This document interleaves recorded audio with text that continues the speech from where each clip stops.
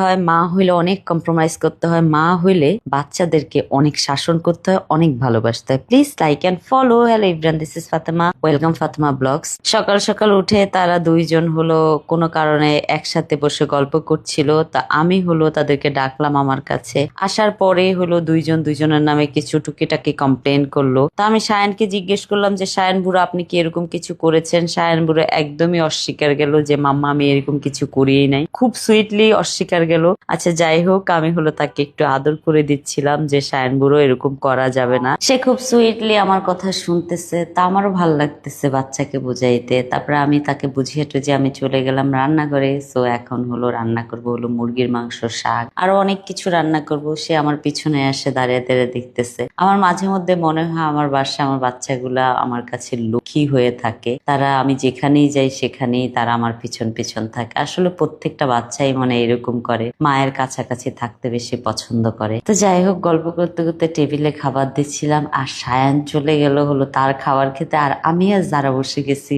আমাদের খাবার খেতে। তবে সায়ান হলো আলাদা কেন খায়, সায়ানকে একটু ব্লেন্ড করে খাবার খাওয়াইতে হয়, সেই জন্য। এই যে দেখেন, সায়ান একটা টাস করে মাইর দিয়ে দিল। আমি যারাকে বললাম তোমাকে একটা মাইর দিছো, তুমি একটা দাও। এটা বলা মাত্রই যারাও একটা দিয়ে দিচ্ছে। তারপর আমার কাছে সায়ান অনেকক্ষণ এসে কান্না করলো, তারপর আমারও মায়া লাগছে। এর মাঝখানে জায়ান স্কুল থেকে চলে আসছে, সে হলো পুরো আইসক্রিম খেয়ে গেঞ্জি ভরে আসছে। তাকে অনেক বুঝাইলাম যেভাবে খায়ও না, ঠান্ডা গরমে একদম ঠান্ডা লেগে যাবে, কারণ এখন একটু গরম বেশি পড়তেছে তো, সেই জন্য। আর এই যে দেখেন আমার কিউট সায়ান আমার জুতা পরে দিচ্ছে, কারণ আমার সাথে সে একটু বের হবে। আর তার শরীরটা ইদানিং একটু খারাপ যাচ্ছে, জ্বর আছে তার শরীরে। তারপর সে হলো বাহিরে যাওয়ার জন্য রেডি থাকে। তো তার সাথে গল্প করতে করতে বাহিরে যেতে আমারও খুব ভালো লাগে। তারপরে এই যে আমরা চলে আসলাম একটু ফ্রুটস মার্কেটে, আমাদের একটু বাসায় ফ্রুটস দরকার, সেই জন্য।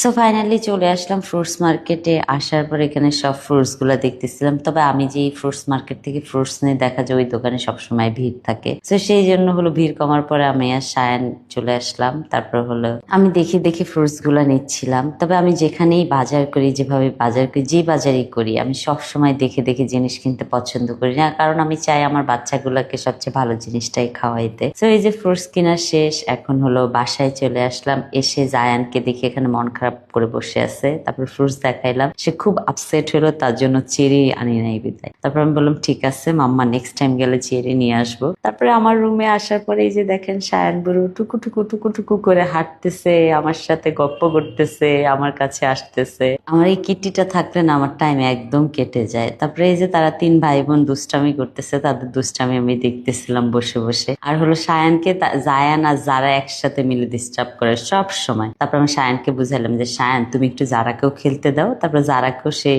খেলনাটা দিয়েছে, যারাও খেললো কিছুক্ষণ। জায়ান তো খুব খুশি হয়ে গেছে সায়ান যারাকে খেলনা দিয়েছে, কারণ জায়ান তো একটু বড়, বোনকে একটু বেশি ভালোবাসে। এই যে তারা দুই ভাই বোন এত এত দুষ্টামি করতেছে, এর মাঝখানে সায়ানও ঢুকে গেল। তারপর তাদের সাথে আবার মিলমিশ হয়ে গেল। এই যে দেখেন, মা হলে একটা জিনিস কি জানেন, সবগুলা বাচ্চারে সমানভাবে আদর করতে হয়, সমানভাবে শাসন করতে হয়। না হলে হয় কি, সারাক্ষণ শুনতে হয় মাম্মা তুমি কি আমাকে ভালোবাসো না, তুমি কি আমাকে ভালোবাসো না, এরকম ডায়লগ দেয় বাচ্চারা। তখন কতটা কষ্ট লাগে বলেন। কিভাবে বুঝাবো যে তোমরা সবগুলাই আমার বাচ্চা, আমি সমানভাবে তোমাদেরকে ভালোবাসি, সমানভাবে তোমাদেরকে আদর করতে চাই, সমানভাবেই তোমরা দুষ্টামি করলে মাইর দিতে চাই। তো সবকিছু মিলে আজকের দিনটা খুবই ভালো গিয়েছে। Thank you so much for watching my video.